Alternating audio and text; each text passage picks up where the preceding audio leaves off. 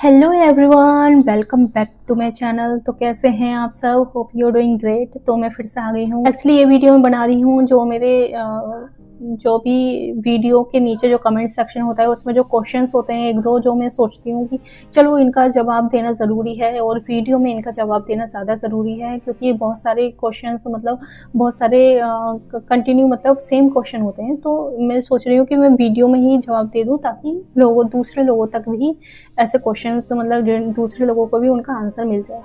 तो पहली चीज़ मैं एक अनाउंसमेंट करने वाली हूँ, जो भी अब नवरात्रि आने वाला है, नवरात्रि पे 30 मार्च से नवरात्रि स्टार्ट हो जाएगा हमारा, है ना। तो उस टाइम में स्पेशल मेडिटेशन बैच लेकर आने वाली हूँ। ये सिर्फ स्टूडेंट्स के मतलब सिर्फ उन्हीं के लिए रहेगा जो जिन्होंने मेरा पेड कोर्स ज्वाइन किया है। और आप अगर ट्विन फ्लेम है तो ट्विन फ्लेम पे वीडियो तो शायद उस टाइम में आएगी नवरात्रि पे। तो अगर आप ट्विन फ्लेम हैं तो आप ये बैच ज्वाइन कर सकते हैं। इसमें पूरा इनर वर्क आपको सिखाऊंगी, पूरा इनर वर्क आपको करवाऊंगी, ठीक है। अगर आप नहीं भी हो ट्विन फ्लेम तो ये बैच बहुत ज़्यादा ज़रूरी है। ये पूरा 10 दिन का बैच होगा आपका मेडिटेशन का, स्पेशल मेडिटेशन क्लास चलेंगी। और अगर आप चाहते हैं लॉन्ग सेशन ज्वाइन करना तो उसमें ये सारी चीज़ें ऑलरेडी इंक्लूड मिलती हैं। जो भी फेस्टिवल होते हैं, जो भी चीज़ें होती हैं, जो भी फुल मून न्यू मून्स की एनर्जी होती है, ये सारी चीज़ें मेरे जो 1 मंथ 2 मंथ 3 मंथ वाले बैच में ज्वाइन हैं उनको मिलती हैं, ठीक है। तो आप ज्वाइन कर सकते हैं। हाँ जी। तो जब मैंने एसपी रिलेटेड एक सक्सेस स्टोरी डाली थी कि उनके एसपी से उनकी मतलब निकाह हो रहा है, वो पाकिस्तानी लड़की की सक्सेस स्टोरी डाली थी, तो उसके नीचे एक कमेंट आया था, इट इज़ इलीगल।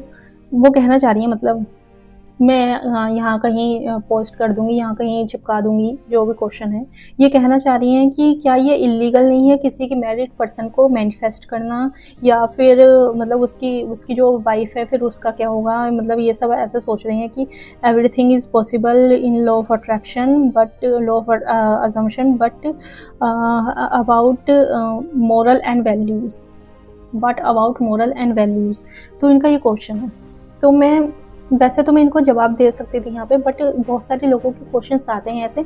तो मैं पूरी तरह इस चीज़ से एग्री हूँ कि हाँ, ये हम एक सोसाइटी के अकॉर्डिंग देखें तो ये हो सकता है कि आप दूसरे का पति छीनना हो, ये इस टाइप के वर्ड बोलते हैं लोग कि दूसरों का पति छीन लिया, लाइक इस टाइप से। तो हो सकता है ये गलत है, but according to law of assumption, law of attraction या फिर spirituality, nothing is impossible and nothing is immoral values, ठीक है। वो मैं पूरा चीज़ आपको डिफ़ाइन करके बताऊंगी। और ये वीडियो आप पूरा जिसका भी ये क्वेश्चन है, पहली चीज़ मैं इस समाज के अकॉर्डिंग आपको बता रही हूँ, जो समाज है हमारा उसके अकॉर्डिंग मैं आपको बता रही हूँ, फिर मैं आपके स्पिरिचुअलिटी के अकॉर्डिंग बताऊँगी। तो जब आप ये सोच रहे हो कि हम किसी का हक कैसे कैसे मार सकते हैं, है ना, हम किसी की लाइफ को कैसे डिस्ट्रॉय कर सकते हैं, तो सबकी लाइफ में अपनी फ्री विल है, ठीक है। आपके अकॉर्डिंग लग रहा है कि उसकी जो वाइफ है उसके साथ गलत हो रहा है, but law of assumption, law of attraction के अकॉर्डिंग तो ये तीसरी कोई चीज़ मैटर करती नहीं है। तीसरा इंसान सिर्फ रोबोट है, या फिर जो उसका बंदा है वो भी उसके लिए सिर्फ रोबोट है। सिर्फ आपकी क्रिएशन आपके माइंड से ही होती है। एक फिजिक्स के अकॉर्डिंग देखा जाए तो जो भी आपके सामने है सिर्फ वही एग्जिस्ट करता है। आपके वर्ल्ड में सिर्फ वही एग्जिस्ट करता है जो आपके सामने इन आंखों से दिख रहा है। मतलब फॉर एग्जांपल मेरे सामने अभी मेरा मोबाइल दिख रहा है, ये सिर्फ अभी इसी टाइम पे एग्जिस्ट करता है जब मैं इसको देख रही हूँ। अगर मैं अपनी मुंडी इधर कर लूँ, अपनी नज़र इधर कर लूँ, तो ये मुझे नहीं दिख रहा, तो ये मेरी वर्ल्ड में एग्जिस्ट नहीं कर रहा। समझ रहे हो? ये बात आपको कोई भी नहीं समझाएगा, अभी तक यूट्यूब पे ऐसी कोई वीडियो नहीं बनी है। बट जो हमारे मोरल्स एंड आप जो वैल्यूज़ कह रहे हो, ये सिर्फ आपके ये 4 दीवारी है ना, सिर्फ इसी में एग्जिस्ट करती है। उसके बाहर ये आपके मोरल वैल्यूज़ की कोई भी वैल्यू नहीं है। आपके मोरल्स एंड वैल्यूज़ आप जहाँ रहते हो उसके अकॉर्डिंग होती है, जहाँ आपकी सोसाइटी है उसके अकॉर्डिंग होती है, जहाँ आपने जन्म लिया है उसके अकॉर्डिंग होती है। आप दूसरे धर्म में होते हैं तो उसके अकॉर्डिंग दूसरी चीज़ें होती हैं। वहाँ पर 4 शादियाँ भी जायज़ हैं। अगर आप इंडिया से बाहर होते तो वहाँ का कानून दूसरा होता, क्योंकि वहाँ पे भी दूसरी चीज़ जायज़ है, ठीक है। रही बात इसकी कि आपने इसको उसके साथ गलत किया है या नहीं किया है, तो मैं इसमें फिज़िक्स के अकॉर्डिंग आपको जवाब दे चुकी हूँ, साइंस के अकॉर्डिंग आपको जवाब दे चुकी हूँ कि वो एग्जिस्ट ही नहीं करती। कोई दूसरी चीज़ आपके अकॉर्डिंग एग्जिस्ट ही नहीं करती। आप मेरे वर्ड में एग्जिस्ट ही नहीं कर रहे हो इस टाइम, समझ रहे हो? सिर्फ आपका कमेंट दिख रहा है, बट आप जो ये 3D है इस वर्ल्ड में मेरे एग्जिस्ट नहीं कर रहे, ठीक है? जो भी हमारी इर्द गिर्द दुनिया है, जो भी 3D है, ये सिर्फ हमारी ही क्रिएशन है। भले ही इसमें कोई इंसान हो, ह्यूमन हो या फिर कोई जानवर हो, कोई भी हो, दूसरा कोई इंसान की कोई वैल्यू नहीं है, ये साइंस भी मानती है। और रही बात मोरल्स की, तो मैं आपको स्पिरिचुअलिटी के अकॉर्डिंग बता देती हूँ। जब महाभारत का युद्ध हुआ, मैं आपको उस समय में लेकर जाना चाहती हूँ कि जब महाभारत का युद्ध हो रहा था, अर्जुन के भी कुछ ऐसे क्वेश्चन थे कि क्या मतलब मैं ये जो दिख रहा है सामने मेरे ही भाई हैं, कौरव भी तो मेरे भाई हैं, मेरा ही खून है, तो मैं उन पर हथियार कैसे उठा सकता हूँ, मैं उन पर शस्त्र कैसे उठा लूँ? उन्होंने अपने गोविंद से ये सवाल किया था। तो तभी ये जो हमारी भगवद गीता हमारे सामने प्रस्तुत हुई है, ये उसी की देन है, ये महाभारत की ही देन है कि हमारे सामने इतना बड़ा, इतनी महान पुस्तक हमारे सामने प्रकट हुई है। तो उन्होंने बताया था कि हर चीज़ में, हर कण में मैं हूँ। अगर आप जो दिख रहा है वो ऑलरेडी डिस्ट्रॉय है, वो ऑलरेडी एग्जिस्ट नहीं कर रहा हूँ, कि मरने वाला भी मैं हूँ और मारने वाला भी मैं हूँ। फिर किस पे शस्त्र उठा रहे हो अर्जुन, जब दोनों चीज़ ही मैं हूँ? ये ऑलरेडी प्री प्लान्ड है। मतलब जो महाभारत का युद्ध है वो ऑलरेडी प्री प्लान्ड था, सिर्फ हमें दिखाने के लिए कि आत्मा ना मरती है ना ही जन्म लेती है। सेम कॉन्सेप्ट एनर्जी का है, सेम कॉन्सेप्ट एनर्जी के साथ है, ना एनर्जी मरती है ना ही दूसरा जन्म लेती है, ठीक है? मनुष्य की देह मिट्टी से बनी है माता। जल उसमें रक्त आदि बनकर प्रवाह करता है, अग्नि देह को तापमान देती है और देह में रिक्त स्थानों में आकाश प्रकट होता है। अर्थात धरती, वायु, जल, अग्नि और आकाश, इन पंच महाभूतों से ही शरीर का निर्माण। अर्थात महामहिम गुरु द्रोण पृथ्वी, जल, वायु, अग्नि और आकाश से अधिक कुछ भी नहीं। धर्म ज्ञानी भी पंच महाभूत का जोड़ है और अधर्मी भी। तो मोह किसका कर रहे हो पार्थ? मिट्टी का। परंतु माधव, इस मिट्टी के देह से ही तो मनुष्य एक दूसरे का परिचय पाते हैं। सारे संबंध इस मिट्टी के देह से ही तो होते हैं। नहीं पार्थ, यदि ये सत्य होता तो मृत्यु के पश्चात देह को नष्ट क्यों किया जाता? वास्तव में ना मनुष्य का परिचय उसकी देह से है और ना ही संबंधों का आधार उसकी देह से। मैं ज्ञान, सृष्टि, चैतन्य और पर ब्रह्म, मैं सब कुछ हूं और मैं कुछ भी नहीं। तो फिर आप किस मोरल एंड वैल्यूज की बात कर रहे हैं? अगर कोई डिजायर आपके मन में आई है तो वो ऑलरेडी आपकी हो चुकी है, क्योंकि फ्यूचर ऑलरेडी प्री प्लान्ड है। नेवल गॉडार्ड को ले लें चाहे आप, या फिर किसी और चीज़ को ले लें, चाहे स्पिरिचुअलिटी को ले लें, वो ऑलरेडी कहते हैं कि अगर आपके मन में कोई इच्छा आई है तो वो ऑलरेडी ही प्री प्लान्ड, वो एग्जिस्ट करती है, वो आप ही के लिए ही होने आई है। रही बात उनकी वाइफ की, तो आपको नहीं पता कि उनके बारे में, आपको नहीं पता कि उनकी लाइफ में क्या चल रहा है, क्या नहीं चल रहा, क्या वो उनके साथ उनके संबंध अच्छे, तो हम ऐसे किसी की पर्सनल लाइफ पे कमेंट नहीं कर सकते। सेकंड चीज़ मैं आपको बता चुकी हूँ फिजिक्स के अकॉर्डिंग भी, कि जो law of attraction, law of assumption, जो भी ये चीज़ें हैं, ये सिर्फ ये किसी का कुछ भी ऐसा हनन नहीं करती, ये किसी का हक नहीं छीनती, क्योंकि ये सबके लिए इक्वल है।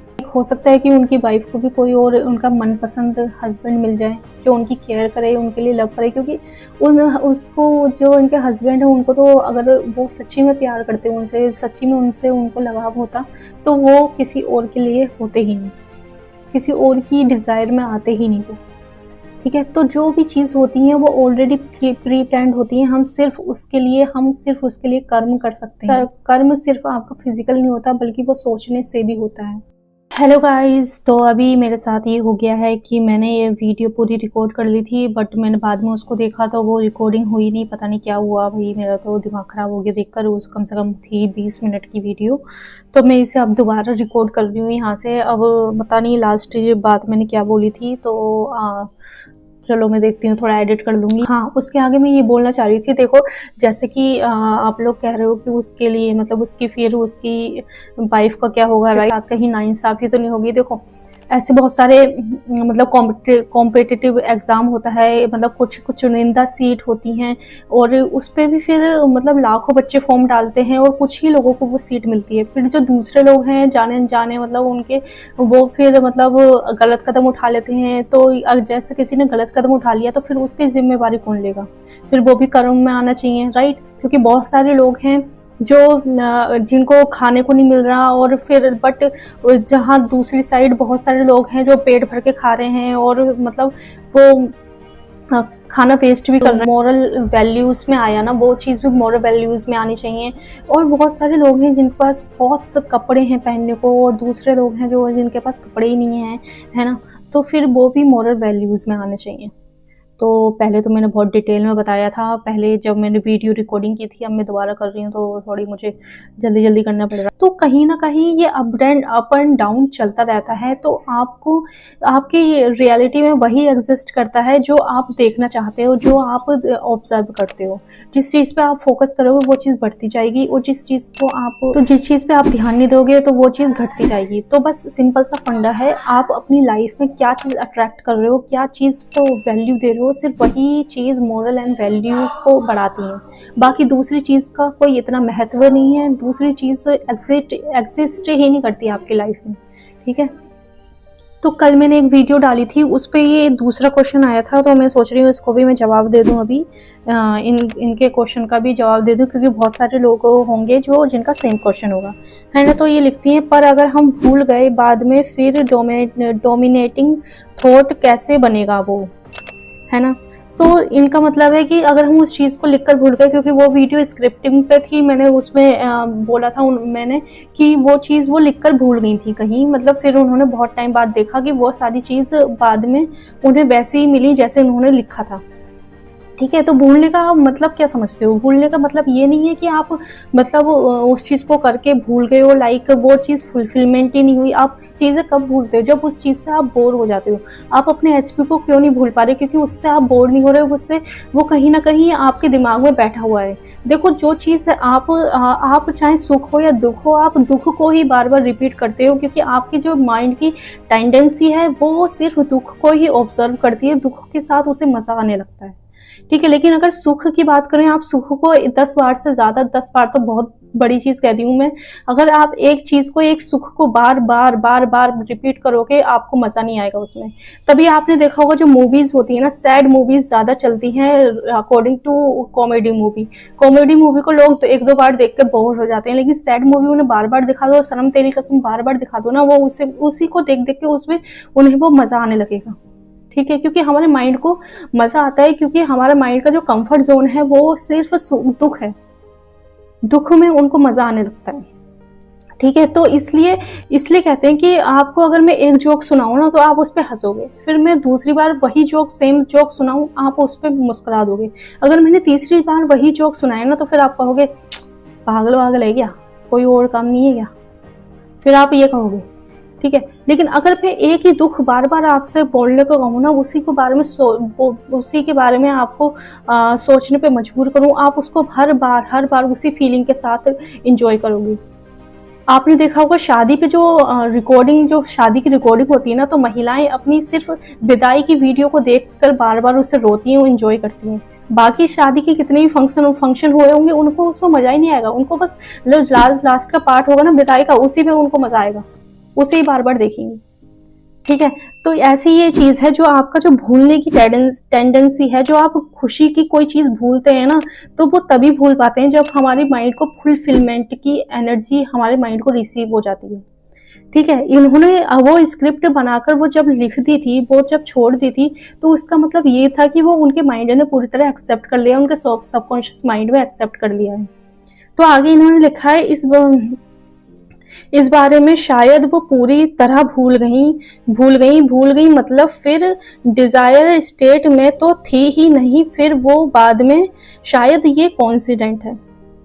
देखो आपकी लाइफ में कुछ भी है, कुछ भी, वो कोई भी चीज कोइंसिडेंट हो ही नहीं सकती। इवन आप चाहे कहीं जा रहे हो या कुछ हो रहा हो, आपको कोई कार दिख रही हो या चाहे सुख हो या दुख हो, ये सिर्फ आपकी ही क्रिएशन है। पहले इस चीज को एक्सेप्ट कर लो, ये दुनिया की हर चीज आपकी ही क्रिएशन है, ठीक है। आपकी जो रियलिटी है, आपकी जो सबकॉन्शियस माइंड ने जो क्रिएट किया है, वो आप ही की क्रिएशन है। मेरे जो क्लाइंट है ना, पहले तो वो चीज़ें मैनिफेस्ट कर लेते हैं, बाद में वो कहते हैं कि मैम शायद ये तो हमारे नसीब में था। उनको यकीन ही नहीं होता वो चीज़ उन्होंने क्रिएट की है। आपके साथ कितनी सारी चीज़ें हुई होंगी जो आपने मतलब आप उसको एनालाइज करो, जो भी आपने अट्रैक्ट किया है उसके पहले आपके थॉट्स कैसे थे। चाहे आपका सुख हो या दुख हो या बड़ी अचीवमेंट हो, आप उसको एनालाइज करो, क्या उसके बारे में आपने कभी सोचा था? क्या 17 सेकंड तक आपने कोई चीज़ सोची है तो मतलब वो चीज़ होनी ही होनी है आपकी लाइफ में, ठीक है। तो अपनी लाइफ का हर मोमेंट को एनालाइज करो, क्या कारण है कि वो आपकी लाइफ में अभी आपकी लाइफ ऐसी है। अगर आपकी लाइफ में कोई दुख है, आपका कोई फिजिकल प्रॉब्लम है या फिर आपको कुछ मेंटल हेल्थ प्रॉब्लम है, वो सारी चीज़ आप ही की मैनिफेस्टेशन है। पहले उस चीज़ पे बिलीव करना सीखो, क्योंकि लाइफ में कोई भी कोइंसिडेंट नहीं है, कुछ भी कोइंसिडेंट नहीं है। इवन हम किसी से मिलते हैं, वो भी पिछले जन्म से कोई हमारा प्रारब्ध होता है, हमने उससे वचन या फिर उससे कोई ऐसा प्रॉमिस किया होता है कि हम अगले जन्म में मिलेंगे, ठीक है। तो अपनी लाइफ का कोई भी आपका चीज़ है वो कोइंसिडेंट नहीं है। और रही बात फुलफिलमेंट की, जो मैंने आपको अभी बताया कि वो थॉट डोमिनेटिंग थॉट नहीं रहा, तो फिर वो फुलफिलमेंट कैसे हुआ? क्योंकि एक बार चीज़ एक्सेप्ट कर लेता है ना माइंड, तो फिर वो चीज़ होनी है। ज़रूरी नहीं है आपको पूरे जीवन भर उसे रटते रहना है तभी वो चीज़ होगी। तो इसलिए लेट गो और जो डिटैचमेंट है उसका मैंने बहुत बार बताया कि डिटैचमेंट क्यों इम्पोर्टेंट है। यही चीज़ होती है, जब हमारा माइंड एक्सेप्ट कर लेता है तो हम एक शब्द भी उसके बारे में दोबारा नहीं बोल पाएंगे। आपकी जो अफर्मेशन चल रही है ना, कंटिन्यू रोबोटिक अफर्मेशन जो चल रही है ना, आप देखोगे अगर आपका सैचुरेशन पॉइंट आ गया ना, फिर वो अफर्मेशन करने का आपका मन ही नहीं करेगा। फिर उससे आप बोर हो जाएंगे बहुत जल्दी, फिर आपको इच्छा ही नहीं होगी कि उसके बारे में कुछ बोलना है, उसके बारे में सोचना है, ठीक है। ये होती है पावर, जब आपका डिटैचमेंट हो जाता है, जब आपका माइंड एक्सेप्ट कर लेता है, ये एक साइन होता है, ठीक है। तो रही बात उसकी, जो मैंने पहले वीडियो में बताया, जो मैंने अभी जो वीडियो स्टार्टिंग में मैंने बताया है कि जो उसकी वाइफ है उसका फिर क्या होगा, ये भी एक अट्रैक्शन ही है। अगर आप जो क्रिएटर है वो सिर्फ आप हो, क्रिएटर अगर आप हो, तो फिर दूसरा है या नहीं है, फिर उसकी मोरल वैल्यूज का क्या, फिर उसकी मोरल वैल्यूज की क्या उसकी मोरल वैल्यूज एग्जिस्ट करती हैं? जब वो आपकी क्रिएशन है तो फिर उसकी मोरल वैल्यू कैसे एग्जिस्ट करती है? मैंने डिटेल में बताया है। बाकी अगर मैं शायद थोड़ा चीज़ मिसिंग हो गई, क्योंकि पहली वीडियो में मैंने बहुत अच्छे से बताया था, अभी जो डिलीट हो गया है मेरे से शायद, है ना। तो अगर आपको कोई डाउट हो तो आप कमेंट बॉक्स में कमेंट कर सकते हैं। लाइक ज़रूर किया करो, इससे ना मुझे पता चलता है कि आप कितने एक्टिव हो। Thank you so much. अगर आप यहाँ तक आए हो तो चैनल सब्सक्राइब करना बिल्कुल ना भूलें। Okay, bye.